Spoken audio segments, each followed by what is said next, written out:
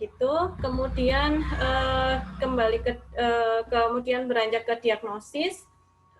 Di sini bagaimana sih cara menegakkan diagnosis? Ini yang biasa dilakukan oleh Bu Dokter atau tenaga kesehatan di puskesmas. Ini dengan cara pemeriksaan dahak. Pemeriksaan dahak itu nanti dahaknya diambil 3 kali. Ada sewaktu pagi dan sewaktu itu kapan saja berdahak, kemudian ada pagi lagi, dan kemudian ada terserah lagi waktunya. Jadi ada sewaktu, pagi, sewaktu. Kalau sewaktu itu kapan saja bisa, pagi itu khusus di pagi hari, sewaktu ya kapan lagi dia bisanya. Nah, tentang pemeriksaan ini biasanya nanti ketika Bapak Ibu ke puskesmas nanti akan dibimbing oleh Pak Mantri atau Bu Dokter ya, atau tenaga laboratorium yang ada di puskesmas bagaimana cara mengeluarkan dahak pada pasien TB ini. Nah, nanti itu akan diperiksa bakterinya, kemudian akan ketahuan ini bakterinya apa yang ada di dahak itu. Apakah Mycobacterium tuberculosis atau penyakit yang lain atau kuman yang lain. Kemudian kita juga bisa menegakkan diagnosis atau mengetahui penyakitnya gitu guys dengan cara melihat foto ronsen dada. Jadi biasanya kita melihatnya adalah adanya flek atau bercak. Nah, bercak itu sebetulnya timbul karena si kuman ini sudah mulai merusak paru-paru gitu. Nah, kita melihatnya adalah ada flek gitu. Biasanya kalau orang awam bilangnya adalah ada flek atau bercak gitu, kotor gitu. Nah, itu adalah tanda bahwa parunya itu sudah mulai dirusak oleh si kuman ini. Kemudian ada yang namanya tuberkulin test ya. Jadi ada mungkin Bapak Ibu pernah mendengar adanya mantuh test. Mantuh test ini seperti jadi caranya adalah dengan menyuntikkan protein yang ada di kuman yang dilemahkan. Jadi protein dari kuman si Mycobacterium tuberculosis ini dilemahkan kemudian dimasukkan ke dalam lapisan kulit.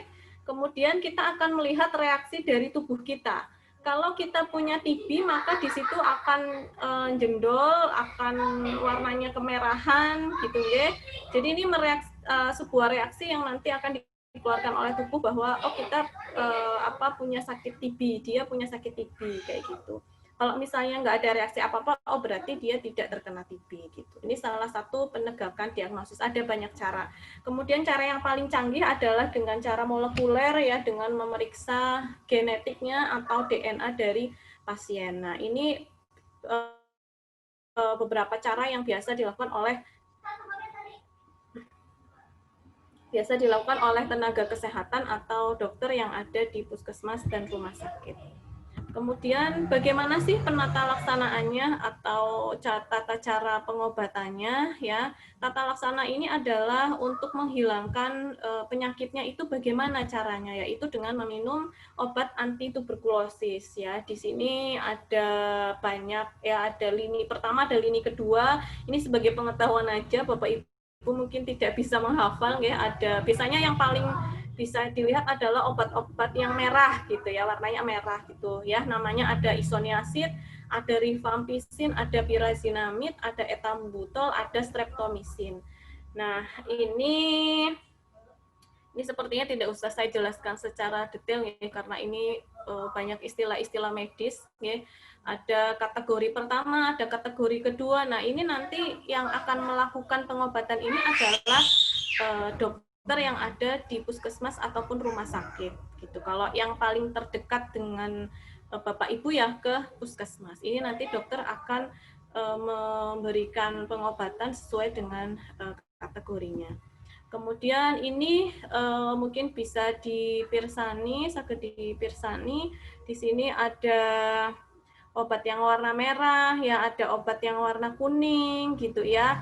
Nah, yang paling penting dari kegiatan tata laksana atau pengobatan ini adalah agar jangan sampai terputus pengobatannya. Gitu. Karena kalau terputus jadi tidak hanya sudah enakan, sudah mulai doyan makan, mungkin berat badannya sudah mulai naik, sudah nggak batuk-batuk, sudah nggak mau berobat lagi. Nah, ini juga salah ya. Jadi harus betul-betul dinyatakan sembuh atau belum sembuh ini ditetapkan oleh dokter ya, baik yang ada di puskesmas maupun di rumah sakit. Jadi tidak boleh menyatakan diri bahwa aku wis kepenak gitu, aku wis doyan maem gitu, aku bobotnya sudah naik gitu ya, nggak bisa kayak gitu. Tapi harus ditetapkan oleh dokter. gitu. Jadi berdasarkan hasil pemeriksaan, baik dari bakterinya tadi dengan dahaknya diperiksa, dilihat kumannya masih ada atau tidak, atau dengan pemeriksaan ronsen tadi, masih ada bercak atau tidak di ronsen tersebut.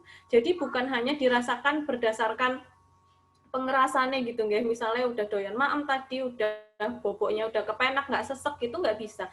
Tapi betul-betul harus dilakukan dengan pemeriksaan ini. Jadi tidak boleh putus obat. Kalau putus obat ya ngulangi lagi dari awal lagi gitu. Jadi memang di sini sangat membosankan, ya. Jadi pengobatan TB ini memang yang menjadi permasalahan ya ini tadi, sangat membosankan karena pengobatan itu antara 6 sampai 9 bulan. Kalau 6 belum sembuh ya kita bisa lanjut ke yang 9 bulan gitu. Dan obat-obatan ini tentu saja harus dipantau, ya. Efek sampingnya apa. Efek samping itu bukan berarti membuat mati, bukan, tetapi dokter itu kan tahu misalnya, oh kapan ini harus misalnya dihentikan, kapan dosisnya harus ditambah dan lain-lain. Nah, ini memang butuh ketelatenan di sini. Ini yang menyebabkan kita mungkin sering gagal mengobati pasien TB. Nah, di sini nanti ada peran Bapak Ibu kader semuanya yang bisa membantu ya pemerintah, bisa membantu puskesmas di sini untuk nguri-nguri ya, untuk ayo dioprak-oprak gitu, untuk